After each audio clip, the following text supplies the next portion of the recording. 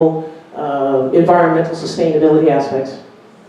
We've got cycling on the portlands in the future, and recreational activities like the marina at Spadina Key. On a 21st century waterfront, you see mixed use. So no longer is there only industrial use. You've got one of the earliest and best in Toronto is the redevelopment of Queens Quay. Queens Quay Terminal, which has residential condos. It's got a theater, it's got commercial, it's got office. You can get ice cream, all of those good things. We've got a lot of residential construction, and these are a couple of images from the area, the West Onlands in particular, which is part of the waterfront redevelopment in the latest iteration.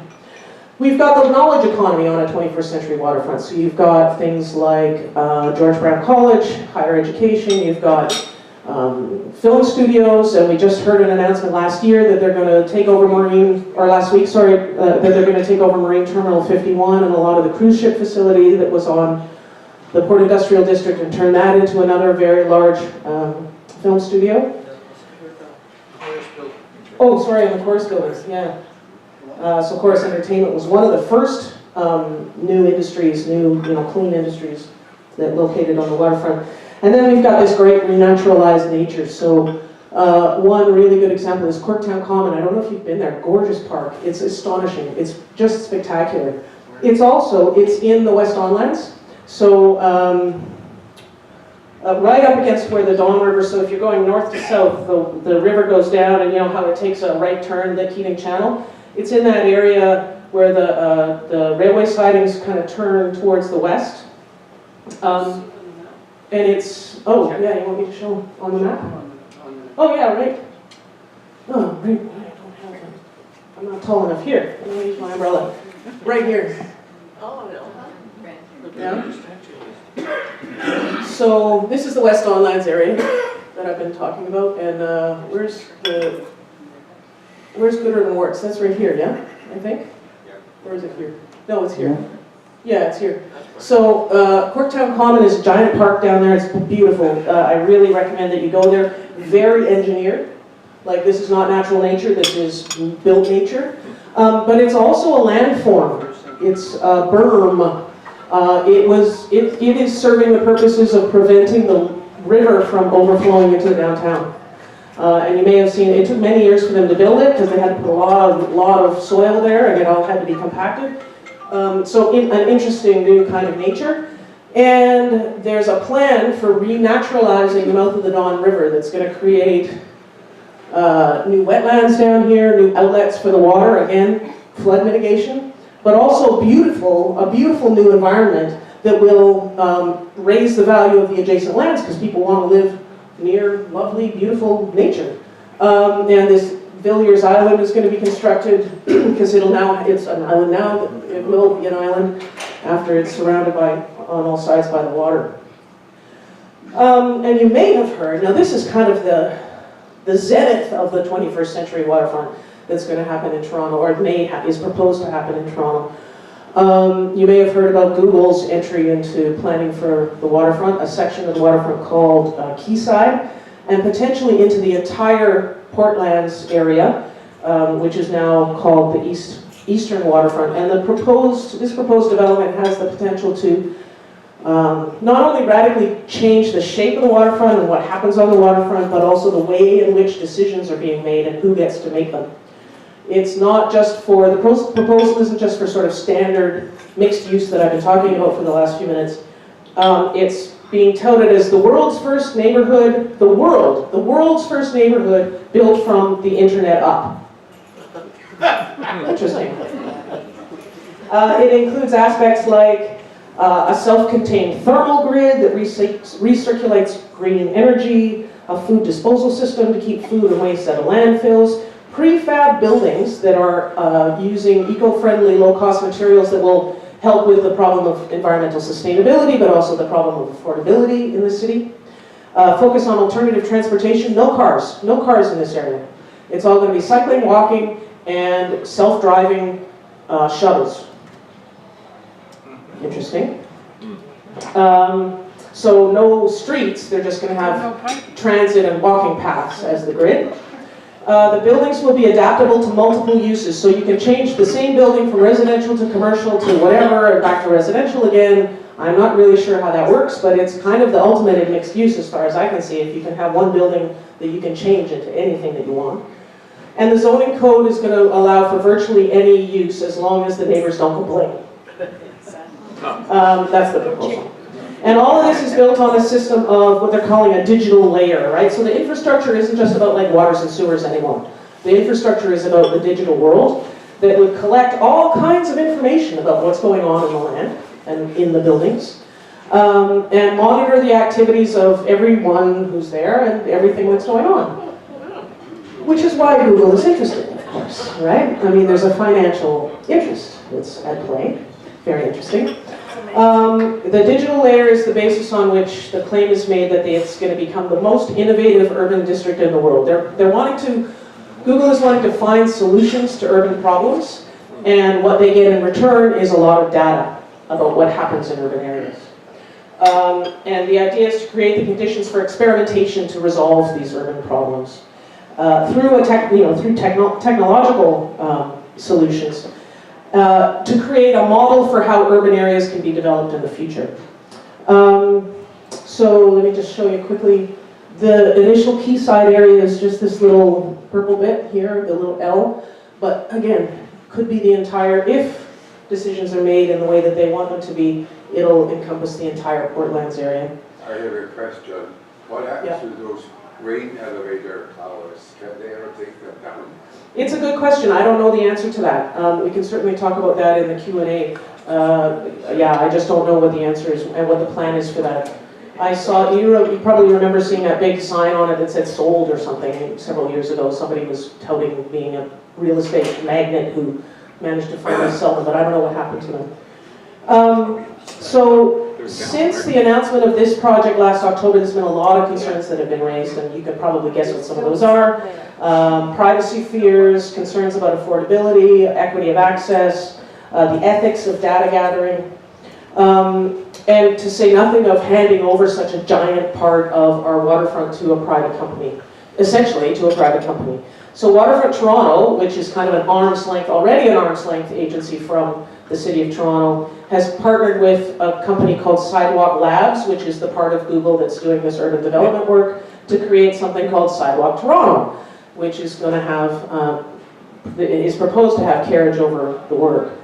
So whether or not the development gets off the ground is yet to be determined, but you can see the outcome, like what a new 21st century waterfront could be is a very different thing from what we had in the early 20th century, and I'll give it over to Gene to finish up. Yeah, so you told our version of the story, going from the early part of the 20th century and the creation of an industrial waterfront, going from something that looked like this, or was thought to look like this, in this 1893 lithograph, and then the creation of an industrial waterfront that had a vision something like this. And then we went to our post-industrial waterfront that had something like this. And we've tried to describe the various processes that we understand to be behind these changes that seem to repeat themselves. So in the springtime, when you launch your ships and you go out into the lake, I hope you remember the history of the waterfront, and the history does matter. Those communities that preserve their history are the ones that prosper, and so that's our story. And we hope that you have some questions and discussions. Thank you.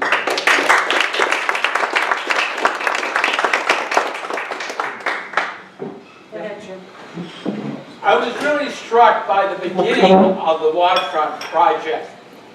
And Toronto had a lot less people in there.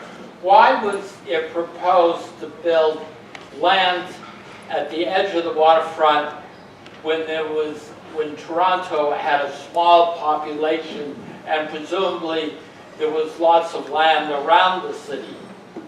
Yeah, that's a very good question. And first of all, Toronto was growing tremendously. Around 1920 and 1910 was the largest increase in the population in a long time. So the city was growing tremendously.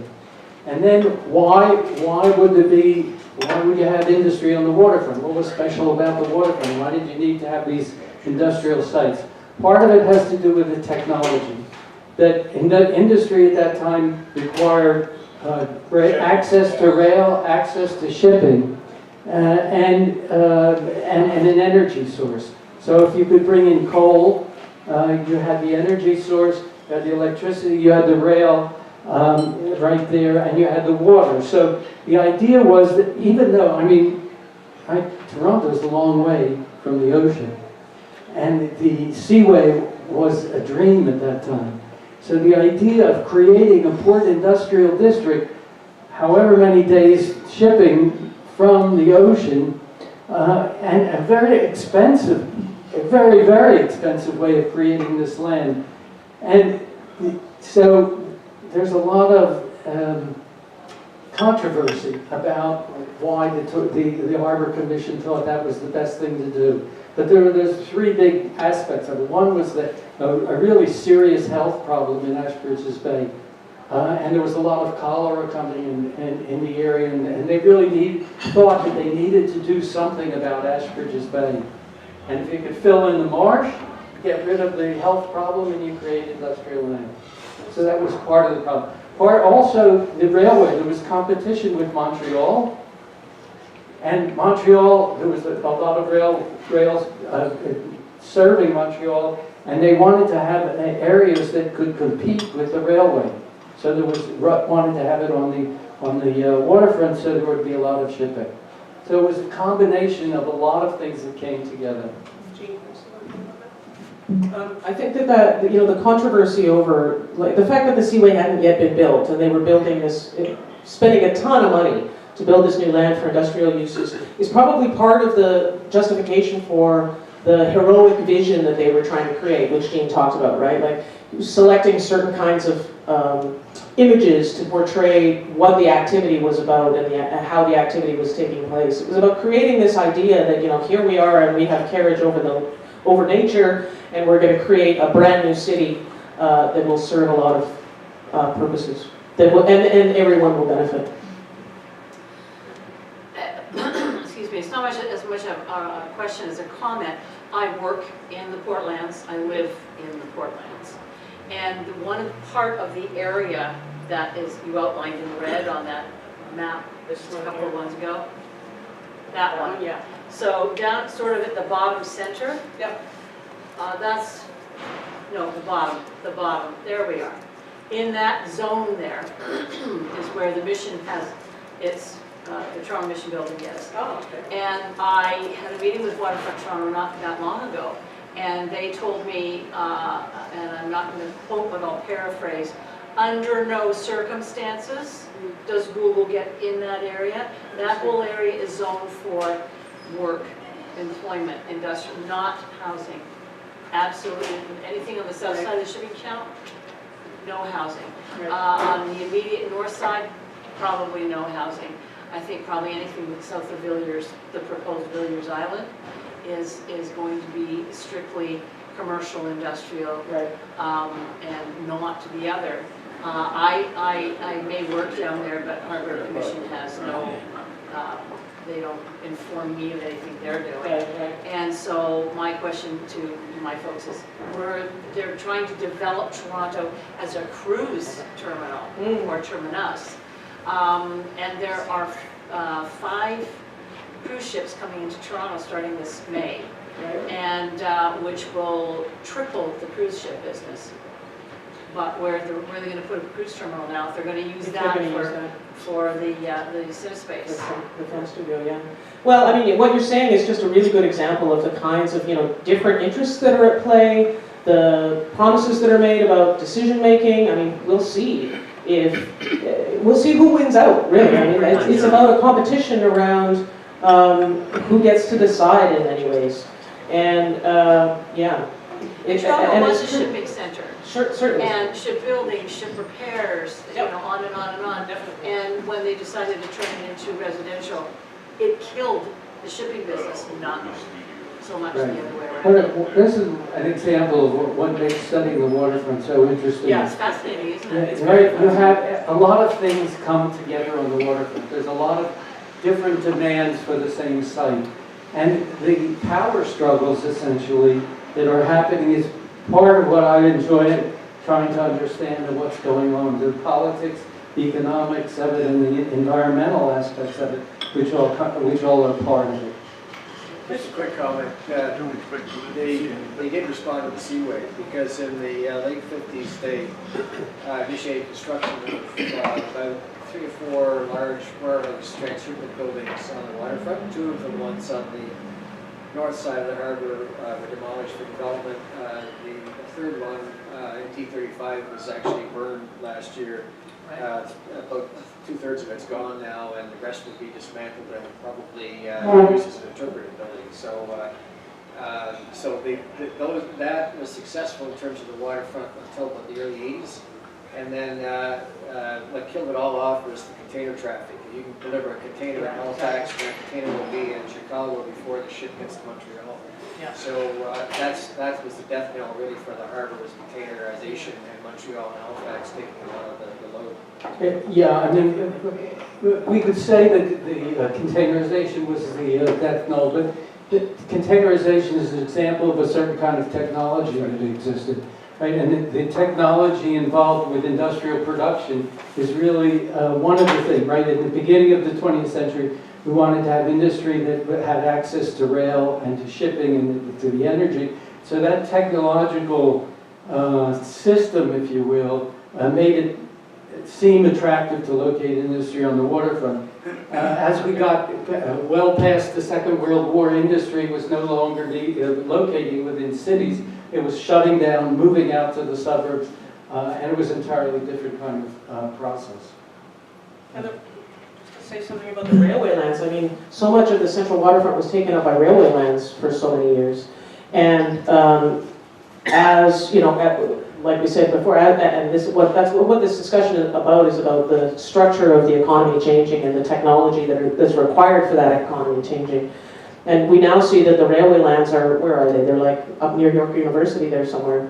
That all of that railway activity is now happening in the northern part of the city, which has opened up, and this is something that we don't talk about, and we could, that's opened up a ton of land for all of that new development and all of those new condos that have gone in west of, near Spadina and Front, basically, which, if you ever try to get onto the Gardiner from Spadina, going southbound, especially at rush hour, good luck, because it's just a disaster down there. The fact that there's some parkland down there, but of course there's also consternation about the lack of school space for people who are living down there and have children. So yeah, I mean, all of that land used to be railway land, and now it's all turning into mixed use, primarily residential. Ron? Right. Being in real estate, I was involved with a company. You were asking about the grain silos down at the foot of Bathurst Street. Well, they wanted to turn that into recording studios, and there are different cities in the world where the grain elevators have been turned into hotels. They've been turned into residential towers.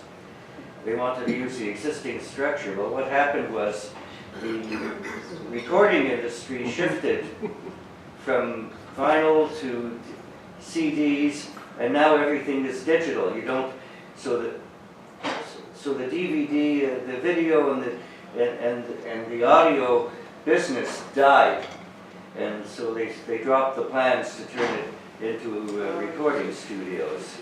The other comment that I can make was when I was at university in 1969-73.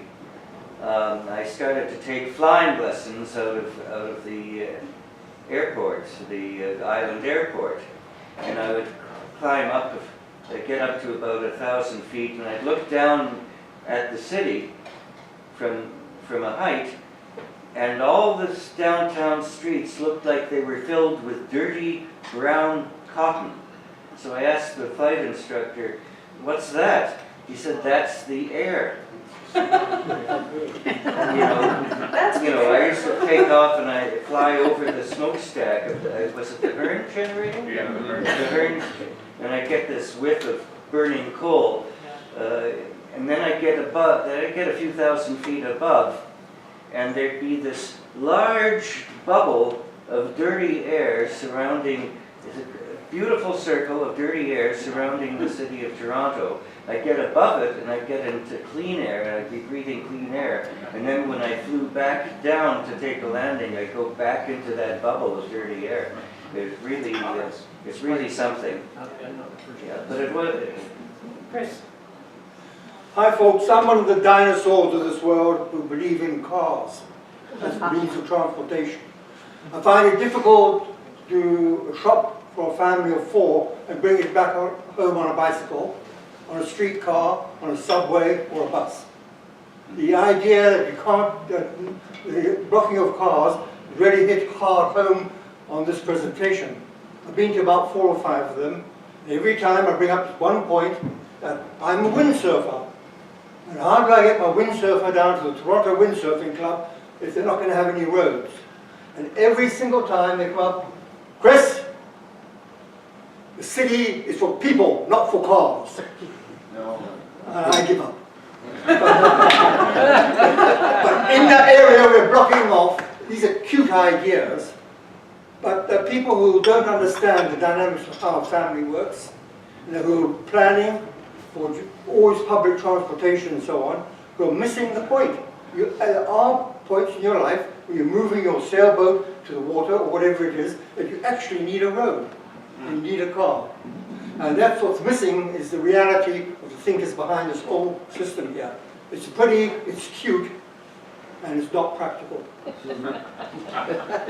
Pretty much. Didn't Curtis Aircraft flying boat factory on the island? But did the Curtis Aircraft Factory, was it one on the island at some point making flying boats? Back in the 20s? Curtis Aircraft? Yeah. I came across a reference to it back when. Curtis Aircraft, it doesn't ring a bell. No, okay. Ron, The other thing is, the National I've not heard of that. Okay, the National has photographs of the railway lines back in the 1940s.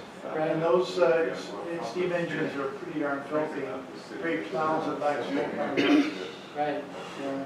The other thing, those pictures of the cribs, Right. they're now starting to float up with the National in great hunks of soaking wood, slowly coming to the surface and. When we gave this lecture last time, some of the people there commented, made some unpleasant comments about the existence of those concrete caps. And the concrete is slowly sinking too. I'm going to cut it off here. It's 2:10 already. You guys have been just an amazing audience. I did want to ask a little bit about the cribs, actually, but not the cribs, the walls within the harbor, which are mounted on bedrock, on logs, not on steel. So what's happening with those? As long as it's. Well, we can, I have an answer for that. If wood stays wet, there's 3 mechanisms to wood rots. You need oxygen, you need bacteria. Third one I can't remember. But anyway, as long as it stays wet, it won't rot. In the 60s, they actually found an old mast pool in Halifax Harbor in the old yard, and there were these absolutely unrotted logs from the 1700s that were still there. Ottawa River is full. I used to sail the Ottawa River. It's full of logs that got waterlogged and sank to the bottom, and they're actually mining those logs now, and they're coming up as old growth timber, and it's in perfect condition. So as long as those logs stay wet, and immersed, then they should last for an extended period of time. It's the iron fittings and so on that could start breaking apart. okay. Okay, thank you, Chris. I have another example of that. In Boston, in the Great Dig, where they Sorry? The big dig, sorry. When they buried their Gardner, you know, they had a. Dug under the harbor. Yeah. They had an They had an elevated highway and they, And they buried it under, on the waterfront. so when they did that, they lowered the water table. And they exposed a lot of the wooden foundations of all kinds of The buildings. dock that RCYC and Queen City, where I'm from, Yeah. were located, was actually excavated for the Tridel triangular building that's being constructed right now on the waterfront. And many of those docks came out in very good shape. So, Okay, wow, what an interesting presentation. Even the second time, I just learned so much more. Let's give them a big round of applause. We're talking about information, and if you decide you want to ask more questions, they will be having some lunch. They haven't eaten yet, and they do have a couple of books if you're interested. And next week, I actually will be talking a little bit about that kind of rotten wood or not rotten wood under the water. Along with Rob Mazza, we'll be telling the tale of the Vasa, the warship that sank in the 17th century on her maiden voyage. And the following week, Richard Hudson returns to tell us of his 2 months alone, South Africa to Virginia. And with that, pipes out.